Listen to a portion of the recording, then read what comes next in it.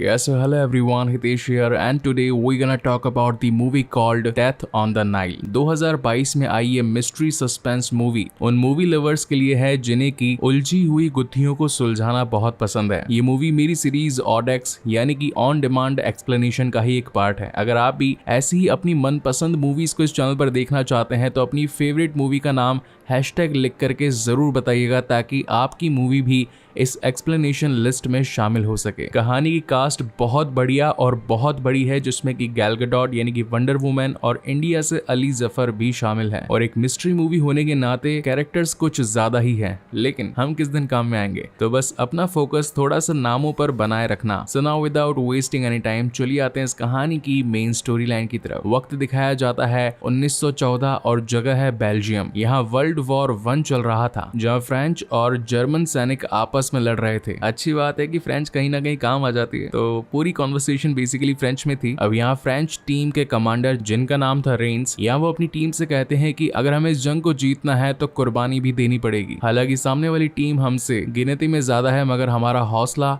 हमें जीत दिलाएगा। इसी वक्त यहाँ पर पायरो नाम का एक सोल्जर आता है और बताता है, मैंने पास ही मौजूद एक कारखाने को देखा है जहाँ पर गैसों का काम होता था। आसमान में देखिए पंछियों को, वो जिस और उड़ रहे हैं, इसका मतलब कि हवा का रुख भी उधर ही है। अगर उन गैसों का यूज करके हम दुश्मन की आंखों से बचकर उन पर वार करें तो इस जंग को जीता जा सकता है। और पायरो की ये स्ट्रेटेजी काम कर जाती है क्योंकि धुंध की आड़ में ये सभी फ्रेंच सैनिक आकर उन जर्मन सैनिकों को मौत के घाट उतार देते हैं। मगर गलती से इनकी टीम के कमांडर का पैर ग्रेनेड की रस्सी पर पड़ जाता है और वहां एक जोरदार धमाका हो जाता है। हालांकि ये लोग उस जंग को जीत तो चुके थे मगर पायरो ने अपने काफी सारे सैनिकों को खो दिया था। इसी बीच सीन शिफ्ट होता है एक मेडिकल कैंप में जहां पायरो से मिलने के लिए उसकी वाइफ कैथरीन आती है और कहती है, तुम्हारी वजह से ही आज हमारा देश आजाद है। जबकि पायरो का कैथरीन से कहना था कि तुम मुझे छोड़कर चली जाओ। कैथरीन कहती है कि मैं तुमसे प्यार करती हूँ और सुख दुख बांटना, एक दूसरे की कमियों को ढकने के बाद में एक दूसरे का सहारा बनना, इसे ही तो प्यार कहते हैं। जिस पर पायरो कहता है कि मुझे देखने के बाद शायद वो प्यार कहीं खो जाए, क्योंकि जब वो अपना फेस उसकी तरफ करता है तो लेफ्ट साइड से ऑलमोस्ट कटा फटा होता है। मगर कैथरीन कहती है कि तुम अगर मूछें उगा लो तो इसे छुपा सकते हो। जिसके बाद सीन यहाँ से 23 साल बाद 1937 में लंदन की ओर दिखाया जाता है और यहाँ व्यूअर्स को पता चलता है कि पायरो ने आर्मी को छोड़ दिया है और अब वो एक बहुत ही कामयाब डिटेक्टिव है। ये लंदन की एक एलीट पार्टी थी जहाँ पर वहाँ के सारे अमीरजादे, बड़े नेता और कामयाब सेलिब्रिटीज आए थे। इसी बीच डिटेक्टिव पॉयरो को वहां की फेमस डिशेस खाने के लिए दी जाती है। अब नंबर में वो 7 होती है लेकिन पॉयरो कहता है कि मुझे 6 नंबर बहुत पसंद है, इसलिए एक वापस ले जाओ। यहाँ हम एक कपल को डांस करता देख पाते हैं जो कि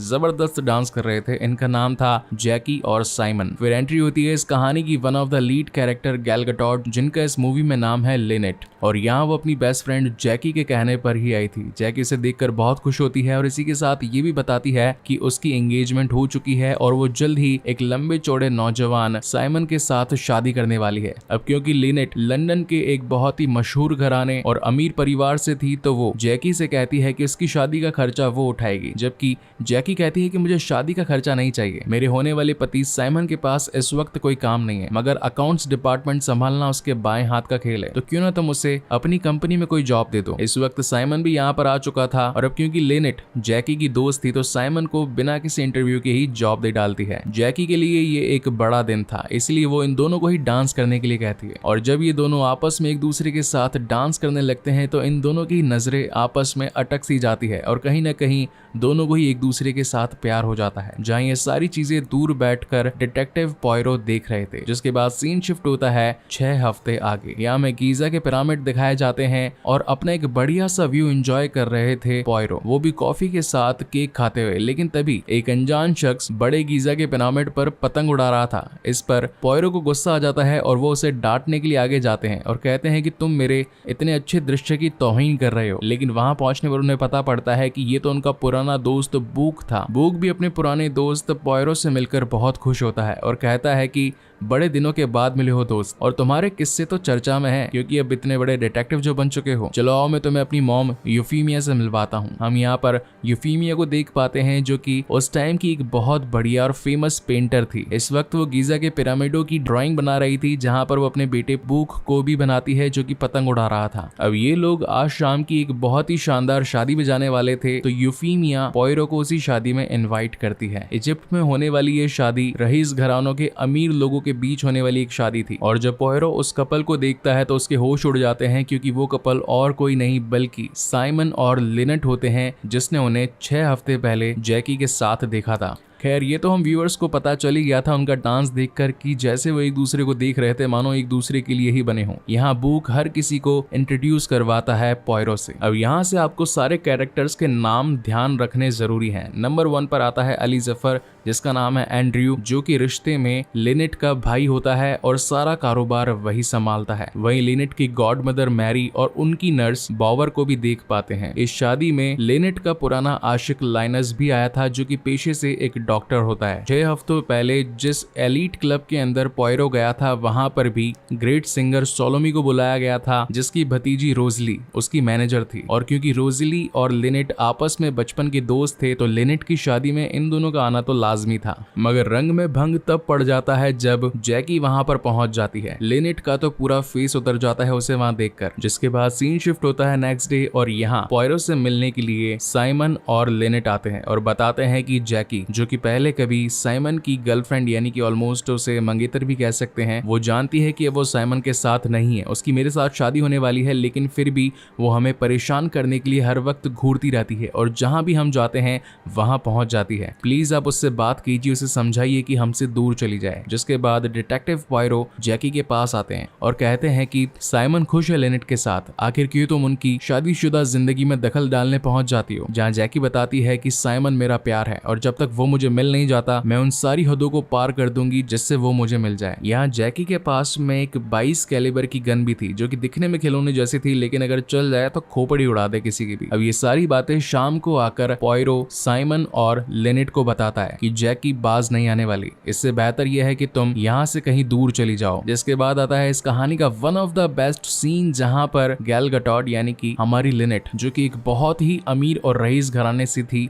वो क्लियोपेट्रा की ड्रेस पहनकर सभी को आदेश देती है कि हम आज से कुछ दिनों के लिए क्रूज पर जाने वाले हैं, तो मेरे हुक्म की तामील की जाए। जिसके बाद उस शादी में आए सभी गेस्ट का सामान उठाकर उस शिप पर रख दिया जाता है और यहाँ से कायरो के कुछ बेस्ट सीन्स भी हमें देखने को मिलते हैं। वैसे एक बात बताना भूल गया, कायरो में भी फ्रेंच ही चलती है, कभी मौका मिलेगा तो मैं जरूर जाऊंगा और आपसे भी पूछना चाहूंगा कि क्या आप में से कोई कायरो जाकर आया है। अगर आया है तो कमेंट सेक्शन में बताना मत भूलिएगा। Now coming back to the main story, Linnet आकर पोयरो से कहती है कि मुझे कुछ सही नहीं लग रहा, हम यहाँ पर आ तो चुके हैं मगर मुझे अब भी कुछ गड़बड़ लग रही है, प्लीज आप इन पर थोड़ा ध्यान दीजिए। लंच के वक्त लिनेट साइमन के साथ बैठी थी और तभी एंड्रयू वहां पर आ जाता है और कहता है कि मैं जानता हूँ आपका ये हनीमून पीरियड चल रहा है, लेकिन काम होता है। लिनेट, तुम्हें इन दस्तावेज पर कुछ साइन करने होंगे। साइमन कहता है कि इतना क्यों पढ़ रही हो, हमारे पास टाइम नहीं है शाम को बर्बाद करने के लिए। मगर लिनेट फिर भी उस सारे दस्तावेजों को पढ़ना चाहती थी, जिसमें ये लिखा था कि लंदन वाली प्रॉपर्टी को बेच दिया जाने वाला है। इस बात को सुनकर बॉवर वहां से उठकर चली जाती है, क्योंकि वो प्रॉपर्टी कभी बॉवर की हुआ करती थी। माहौल थोड़ा गर्मा गया था, इसलिए एंड्रयू कहता है कि क्यों ना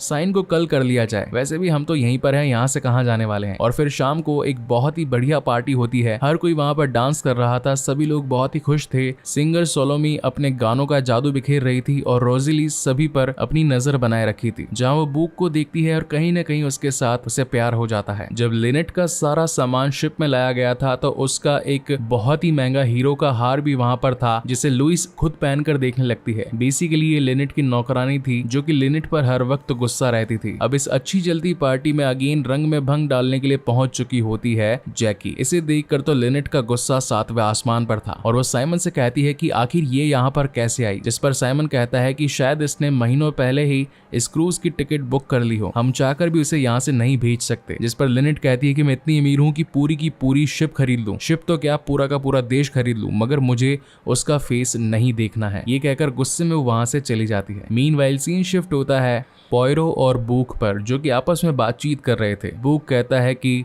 मुझे रोजेली पसंद है। वहीं पर पॉयरो भी कहता है कि हाँ उसकी मामी सोलो में भी कुछ कम नहीं, और ये दोनों ही आपस में इन दोनों के बारे में बातचीत कर रहे होते हैं। जिसके बाद सीन शिफ्ट होता है नेक्स्ट डे और ये लोग कायरो की इजिप्शियन कलाकृतियों को देखने के लिए पहुंच जाते हैं। यहाँ पर 4 बड़े बड़े फेरोज की मूर्तियां थी। यूफीमिया उन्हें देखकर कहती है कि पुराने राजा कितने बेदर्द और कठोर थे, लोगों की जानों के बारे में कुछ उन्हें परवाह नहीं थी, बस चाहते थे तो खुद की बड़ी बड़े स्टेचूज बनवाना। यहाँ पर अंदर हर कोई मौजूद था, जैसे कि Linus, Mary, Bower, Salome, Rosalie, detective Poirot और इसी के साथ मेन कपल यानी कि लिनेट और साइमन। अब यहाँ पर इन दोनों की शादी तो हो चुकी थी और बेसिकली अभी हनीमून पर आए थे, तो उन्हीं फेरोज की गुफाओं में पहुंचकर सीधा टॉप पे जाकर आपस में क्वालिटी टाइम स्पेंड करने लगते हैं। इन दोनों के बीच में एक तगड़ी केमिस्ट्री चली रही होती है कि तभी ऊपर से एक बड़ा पत्थर आकर गिरता है। किस्मत से ये दोनों की जानें तो बच जाती है, लेकिन तभी एक तूफान आ जाता है। सभी का कहना था कि शायद तूफान की वजह से ये बड़ा पत्थर नीचे आकर गिरा होगा, जबकि लेनेट का कहना था कि इस काम के पीछे जैकी का हाथ है। वो नहीं चाहती कि मैं जिंदा रहूं और साइमन के साथ ही रहूं, इसीलिए ये लोग डिसाइड करते हैं कि आज रात ही ये लोग दूसरे देश के लिए निकल जाएंगे। लेनेट को बहुत नींद आ रही थी और वो जैकी से कहकर जाती है कि देखना है जितना देख लो, क्योंकि साइमन सिर्फ आज रात ही है और वैसे भी हम तो कल यहाँ से निकल ही जाएंगे, एंजॉय करो अपनी क्रूज की जर्नी को। ये कहकर वो सोने चली जाती है, मगर जैकी का गुस्सा साइमन पर बरस पड़ता है और वो कहती है कि तुमने मेरे साथ धोखा क्यों किया? जब तुम जानते थे कि तुम मुझसे प्यार करते हो, मुझसे शादी करने वाले हो, तो आखिर तुमने मुझसे झूठ बोलकर लेनेट के साथ क्यों अफेयर किया? अब यहाँ पर माहौल गर्मा जाता है और जैकी निकाल लेती है बंदूक और शूट कर देती है साइमन को, जिसकी गोली आकर सीधा उसके पैर में लगती है। इस वक्त यहाँ रोजिली और बुक भी मौजूद थे, इसलिए वो फटाफट से साइमन को उठाकर एक कमरे में ले जाते हैं और डॉक्टर को बुलाते हैं। डॉक्टर लाइनस आकर कहते हैं कि इस पर तो 22 कैलिबर की बंदूक से वार हुआ है, अभी ये कहीं पर भी ट्रेवल करने के लायक नहीं है, इन्हें आज रात तो रुकना ही पड़ेगा। और जब अगले दिन लुइस लेनेट का ब्रेकफास्ट लेकर पहुंचती है तो देख पाती है कि किसी ने ऑलरेडी लेनेट को जान से मार दिया है। अब ये बात तो पूरे शिप पर फैल जाती है और सबसे पहले लाइनस भागता हुआ आता है और देखता है कि लेनेट की मौत तो उसी 22 कैलिबर वाली बंदूक से हुई है, मगर कातिल कौन है? क्योंकि जैकी तो रात भर मिसेस बॉवर के साथ ही सो रही थी। साइमन अपनी वाइफ को देखकर जोर जोर से रोने लगता है और कहता है कि हम तो बस अपनी लाइफ को जीने के लिए कहीं और जाने ही वाले थे, लेकिन ये क्या हो गया? अब जैसा कि शिप पर वर्ल्ड फेमस डिटेक्टिव पॉयरो मौजूद थे, तो वो हर किसी को इन्वेस्टिगेट करना चालू करते हैं कि आखिर इस शिप पर हत्या किसने करी। और यहाँ से एक कहानी और भी ज्यादा इंटरेस्टिंग और मिस्टीरिकल होती जाती है। सबसे पहले शक की कड़ी आती है लुइस पर, जो कि लेनेट का हार देख रही थी, इसलिए उससे पूछताछ की जाती है और ये इल्जाम लगाया जाता है कि हार चुराने के चक्कर में तुम्ही ने लेनेट को जान से मारा होगा। जिसके बाद बारी आती है डॉक्टर लाइनस की, जहाँ पायरो उनसे कहते हैं कि तुम तो उसके पुराने आशिक थे, हो सकता है कि अपने प्यार को न पाने की वजह से तुमने ही लेनेट को जान से मारा हो। फिर नंबर आता है एंड्रयू का, क्योंकि वो तो लेनेट का पूरा कारोबार संभालता है। पायरो से कहता है कि कुछ दिन पहले तुम कुछ डॉक्यूमेंट्स लेकर आए थे, जिनमें ये शामिल था कि लेनेट के मरने के बाद उसका सारा कारोबार तुम ही संभालने वाले हो, तो हो सकता है कि तुमने उसे जान से मारा हो। जिस पर एंड्रयू कहता है कि हम लोग बड़ा काम करते हैं, जहाँ पर लाखों करोड़ों की डील इधर से उधर होती रहती है, खतरा भी जान का बहुत रहता है, इसलिए मैं तो खुद की गन साथ लेकर के घूमता हूँ, तो अगर मुझे मारना ही होता तो मुझसे पहले क्यों नहीं मार देता। जहाँ हम एंड्रयू की गन देख पाते हैं जो कि 50 कैलिबर की थी। अब शक की सुई आती है नर्स बॉवर पर, जहाँ पॉयरो बताते हैं कि तुम्हारे पति कभी लेनेट की फैक्ट्री में काम किया करते थे, मगर जब वो अमीर बन गए और उन्होंने खुद की फैक्ट्री खोल ली, तो लेनेट के फादर ने वो फैक्ट्री उनसे एक्वायर कर ली थी। तब से तुम्हारा घर बार सब कुछ बिक चुका था और अपनी जायदाद को वापस पाने के लिए तुमने लेनेट को जान से मार दिया। फिर नंबर आता है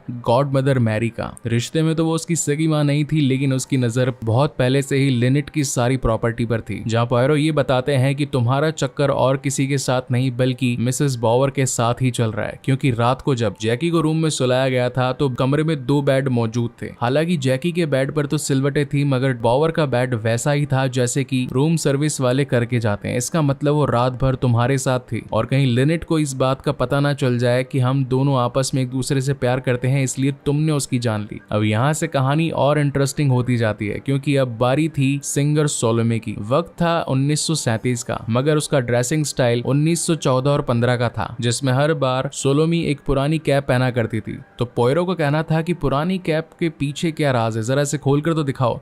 और तभी हम एक 22 कैलिबर की बंदूक को देख पाते हैं। सोलोमी बताती है कि मैं एक डाइवोर्सी हूँ और मुझ पर काफी लोग गलत नजरें रखते हैं, और हमारा तो बिजनेस ही ऐसा है कि कब न जाने कौन सा खतरा आ जाए, इसलिए ये गन मैं हमेशा अपने साथ रखती हूँ। फिर बारी आती है लिनेट की पुरानी दोस्त रोजिली की, जहाँ पोयरो बताते हैं कि बचपन में तुम दोनों ही एक पूल में नहाने के लिए जाने वाले थे, मगर तुम्हारे पिता को गरीब लोग पसंद नहीं थे, इसलिए उन्होंने रोजिली और सोलोमी को वहां से भगा दिया था। हो सकता है कि इस बात का गुस्सा निकालने के लिए तुमने अपनी दोस्त से अपना पुराना बदला लिया हो। मगर तभी यूफीमिया वहां भागकर आती है और कहती है कि चोरी हुआ हार मिल चुका है, जिस पर अब शक की सुई यूफीमिया पर आ चुकी थी। पोयरो का कहना था कि तुम्ही ने शायद इसे चोरी किया हो, इस चोरी में कहीं तुम पकड़ी न जाओ, इसीलिए तुमने पहले ही लिनेट को जान से मार दिया। हालांकि ये केस कहीं ना कहीं खुलता नजर आ रहा था, लेकिन तभी शिप पर एक और मौत हो जाती है, जो कि थी लिनेट की नौकरानी लुइस की। उसके गले पर किसी ने चाकू मारकर उसकी हत्या कर दी थी। अब ये एक ऐसा धारदार हथियार था जो कि बिल्कुल एक स्कैपर के जैसा था, और स्कैपर तो सिर्फ एक डॉक्टर के पास ही हो सकता है, यानी कि लाइनस के पास में। लेकिन इस मूवी का खेल तब बदलता है जब पोयरो ये डिटेक्ट कर लेते हैं कि जिस चाकू से लुइस का मर्डर किया गया और जब उसके खून के छींटे उड़े तो वहां कोई एक लंबा शख्स खड़ा था, और यहाँ पर सबसे अच्छी हाइट सिर्फ और सिर्फ बूक की ही थी। तो अब सारी शक की सुई बूक पर आ जाती है। पोयरो का कहना था कि तुम कई सालों से बेरोजगार हो और अपनी मॉम के पैसों पर ही जीते हो। लिनेट एक शाही परिवार से थी और तुम्हारी मॉम भी एक शाही परिवार से ही थी। वो चाहती थी कि तुम्हारी शादी लिनेट से हो जाए, और जब ऐसा नहीं हो पाया तो जरूर तुमने ही उसका खून करने की कोशिश करी होगी। और इसका सबूत ये है कि तुम्हारा कोट मुझे वहां मिला जहां पर लिनेट की लाश पड़ी थी। सबसे पहले तुमने ही इस लाश को देखा और वहां से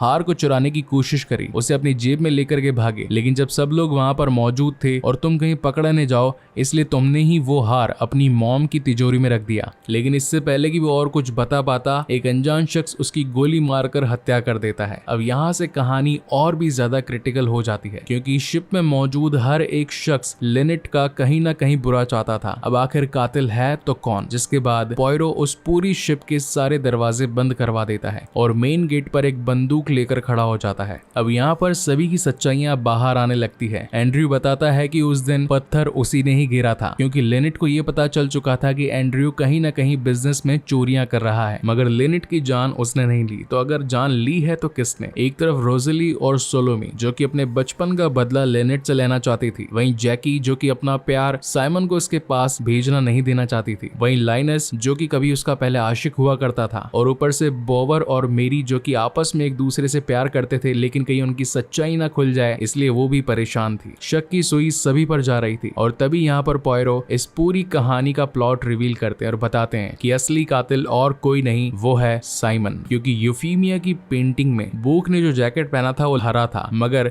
जब मैं उससे मिला था तो उसके जैकेट का कलर लाल था, यानी कि यूफीमिया का लाल कलर चुराया गया था। और जब जैकी ने साइमन पर गोली चलाई तो उसने अपने घुटने पर गोली चलने का नाटक किया और उस लाल कलर को अपने पैर पर दबाकर बैठ गया। सभी को ये लगने लगा कि साइमन पर तो गोली चली है, तो आखिर वो लिनेट को कैसे मारेगा? लेकिन ये सारा प्लान साइमन का था, क्योंकि लिनेट से शादी होने के बाद उसकी पूरी प्रॉपर्टी का मालिक वही बनने वाला था। मगर इस बात को लुइस जान गई थी, इसलिए उसने अपने रास्ते से सबसे पहले लुइस को हटाया। और बुक को भी लगने लगा था कि इन सारे कांड के पीछे साइमन और जैकी का हाथ है, इसलिए साइमन के इशारे पर जैकी ने उसे सच बताने से पहले ही गोली मार दी। और अब क्योंकि सारे पत्ते खुल चुके थे तो यहाँ साइमन पोयरो पर ही गन पॉइंट कर देता है और कहता है कि हमारे रास्ते से हट जाओ वरना तो मैं जान से मार दूंगा। जैकी बहुत ज्यादा परेशान हो चुकी थी, क्योंकि उनके पास अब भागने का कोई भी रास्ता नहीं था। और एट द एंड वो साइमन को एक किस करती है और उसकी पीठ में गोली मार देती है, जो कि खुद जैकी के आर पार भी निकल जाती है। और इसी के साथ ये दोनों यहाँ पर मारे जाते हैं, यानी कि वो जैकी ही थी जिसने सबसे पहले लिनेट को उस पार्टी में बुलवाया और फिर